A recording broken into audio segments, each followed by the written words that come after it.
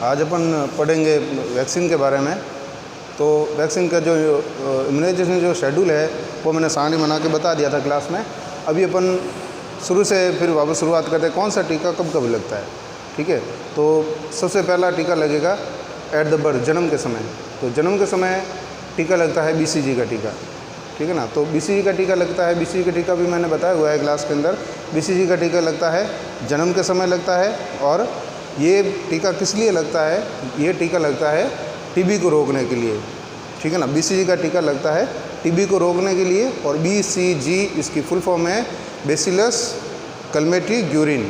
क्या नाम है, वापस मैं रिवाइज कर देता हूँ, बेसिलस कलमेटी ग्यूरिन, ये इस BCG की फुल फॉर्म है। और ये टीका किस लिए लगाया जाता है, ये टीका लगाया जाता है ट्यूबरकुलोसिस को रोकने के लिए। पहले क्या होता था कि छोटे बच्चे जो होते थे वो जन्म के समय इतना हाइजीनिक नहीं रहते थे, या फिर मान लो कई सारी कम्युनिकेबल डिजीज थी, तो जिसकी वजह से जो TB के फैलने की दर अधिक थी।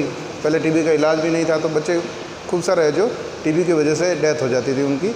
तो BCG का टीका है जो ट्यूबरकुलोसिस को रोकने के लिए लगाया जाने लगा, ठीक है ना। और BCG का टीका लगता कहाँ पे है, इंट्राडर्मल लगता है, और हमेशा लेफ़्ट अपर आर्म पे लगता है। लेफ़्ट अपर आर्म मतलब ये इस डेल्टॉइड मसल के आसपास है, जो लेफ़्ट अपर आर्म पे लगता है, और ये लेफ़्ट अपर आर्म पे ही लगता है। अब ऐसा नहीं है कि इसको कहीं और नहीं लगा सकते हैं, लेकिन ये पूरे वर्ल्ड में यूनिवर्सल रखने के लिए ये इसको लेफ़्ट अपर आर्म पे ही लगाते हैं, जिससे क्या होता है कि ये पता चलेगा हाँ भाई इसको ये वैक्सीन लग गया। नहीं तो क्या होता है कि कई बार दूसरा निशान भी मान लो हो सकता है, तो ये फिर कन्फ्यूज़न हो जाता है कि टीका लगा है या नहीं लगा है, ठीक है ना। तो हमेशा इसको लेफ़्ट अपर आर्म पे ही लगाएंगे।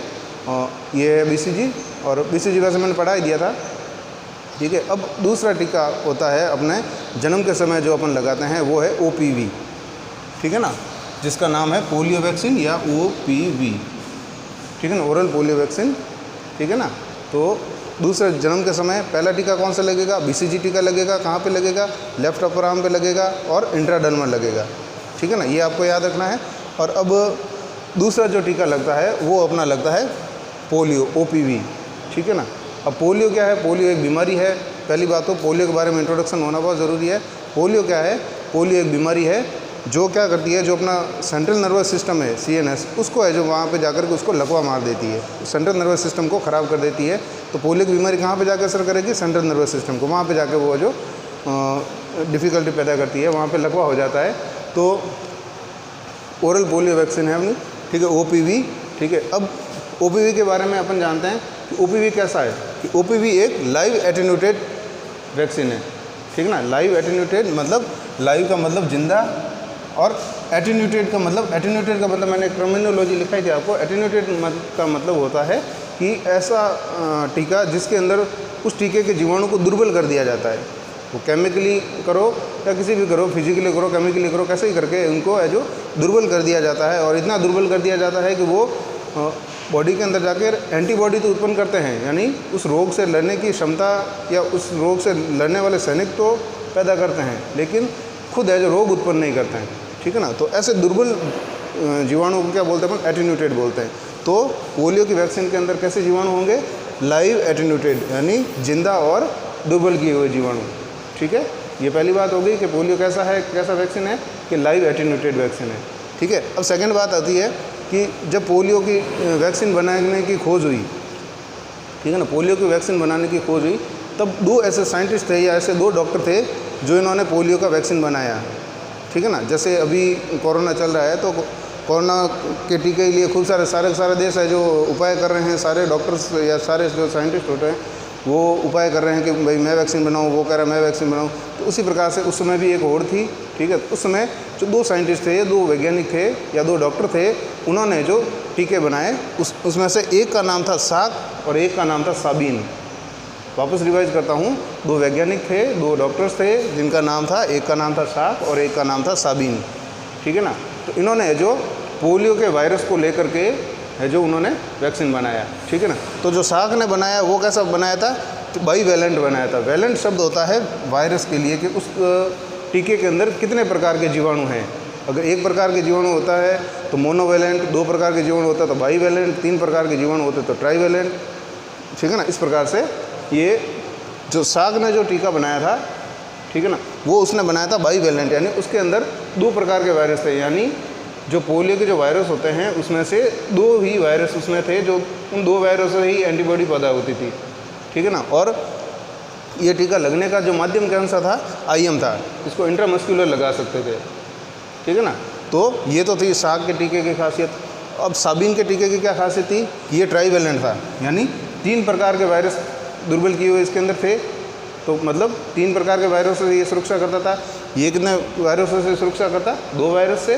ये कितने वायरस से सुरक्षा करता है, था 3 वायरस से। और इसको देने का तरीका भी क्या था, ओरल था, ठीक है ना, यानी उसको मुंह से पिला सकते थे। तो सबसे बढ़िया इन दोनों में से कंपैरिजन किया तो कौन सा टीका सबसे अच्छा लगा, ये ट्राईवैलेंट वाला। क्यों, क्योंकि एक तो 3 वायरसों से सुरक्षा देता है, और दूसरा क्या है, इसको देने का जो तरीका है वो ओरल तरीका है, और ओरल तरीका है जो कोई भी दे सकता है, चाहे एक टीचर भी दे सकता है, एक कंपाउंडर भी दे सकता है, डॉक्टर भी दे सकता है, या कोई भी ऐसा सोशल वर्कर होता है वो भी पोलियो की दवा पिला सकता है। तो लगभग हर एक व्यक्ति तक या हर एक बच्चे तक है जो ये टीका आराम से पहुंच सकता है। किसी टेक्निकल ट्रेनर की या टेक्निकल स्टाफ की वहीं पे आवश्यकता नहीं होती है, ठीक है ना, अपेक्षाकृत आवश्यकता नहीं होती है, टेक्निकल तो चाहिए, ठीक है ना। तो ये कैसा टीका हो गया, ट्राईवैलेंट था और ओरल था, इसलिए जो इस टीके को अभी है जो पिलाया जाता है, ठीक है ना। तो जो पोलियो की दवा पिलाई जाती है वो कैसा टीका है, ट्राईवैलेंट है, ठीक है, ट्राईवैलेंट है और ओरल दिया जाता है। और इस टीके का खोजकर्ता कौन था, साबीन था, ठीक है। चलो इससे अपन आगे बढ़ते हैं, ठीक है, इससे आगे बढ़ते हैं। फिर अपन बात करते हैं स्टोरेज की, ठीक है ना। तो पोलियो के वैक्सीन को अपन स्टोर कैसे करें, ठीक है ना। तो स्टोर करने का तरीका है, तो पोलियो को जो स्टोर किया जाता है वो एकदम डीप फ्रिज में स्टोर किया जाता है, क्योंकि इसके अंदर दुर्बल भी होते हैं और वायरस होते हैं, और वायरस क्या होते हैं, अधिक तापमान के अंदर है जो नष्ट हो जाते हैं। तो सीधी सी बात है, इनके लिए तापमान कम चाहिए, और ये बहुत दुर्बल होते हैं, इसलिए बड़े सेंसिटिव हो जाते हैं। तो एक तो ये लाइट ख़राब हो जाते हैं, और दूसरा क्या होता है कि ये थोड़ी सी गर्मी होती है, ये जो निष्क्रिय हो जाते हैं, इसलिए इनको तापमान इनका रखा जाता है 2 से लेकर के 10 डिग्री तक, 2 से 10 डिग्री सेंटीग्रेड तक। ये कब रखा जाता है, जब अपन पोलियो पिलाते हैं, ठीक है ना। अगर अपन को स्टोर कर रखना है तो फिर डीप फ्रीज के अंदर रखते हैं, और तापमान डीप फ्रीज का होता है लगभग -10 से लेकर के -20 डिग्री सेंटीग्रेड तक, -10 से लेकर के -20 डिग्री सेंटीग्रेड तक डीप फ्रीज होता है, ठीक है ना। उसके अंदर है जो पोलियो को रखा जाता है, ठीक है ना। तो इसको रखने का तरीका हो गया, 2 से 10 डिग्री तक अपन जब पिलाते हैं या जब यूज़ करते हैं तब उसका तापमान रखना चाहिए, इसलिए हमेशा इसको आइस पैक के अंदर रखते हैं, ठीक है ना। पोलियो की दवा जब भी पिलाई जाती है तो आइस पैक के अंदर रख करके इसको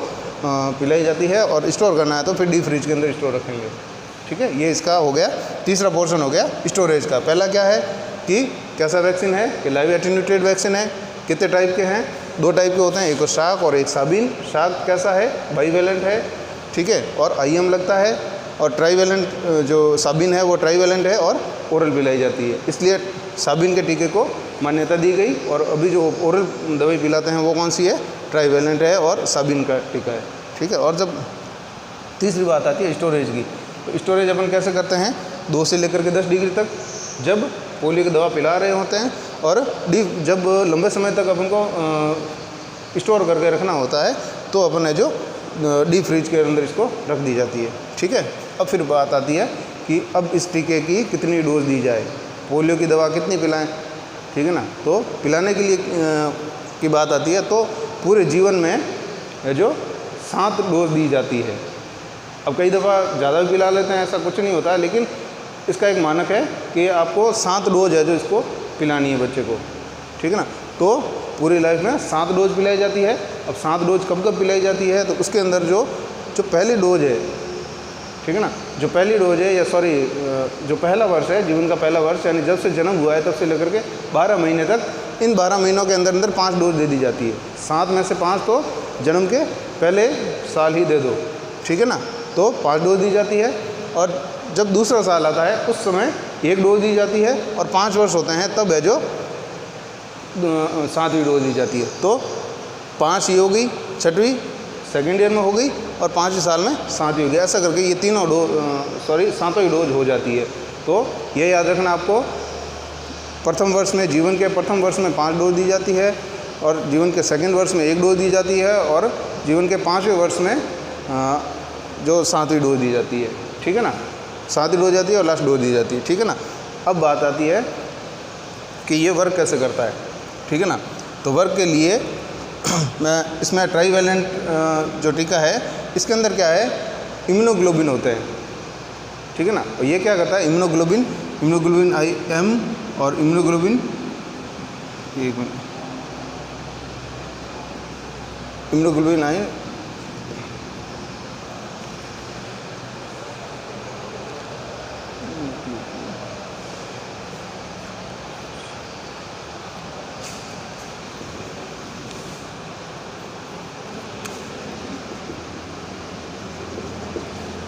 इम्यूनोग्लोबिन M, इम्यूनोग्लोबिन G और इम्यूनोग्लोबिन A, ठीक है नहीं। 3 प्रकार के इम्यूनोग्लोबिन है जो बॉडी के अंदर रक्षा करते हैं, ठीक है ना।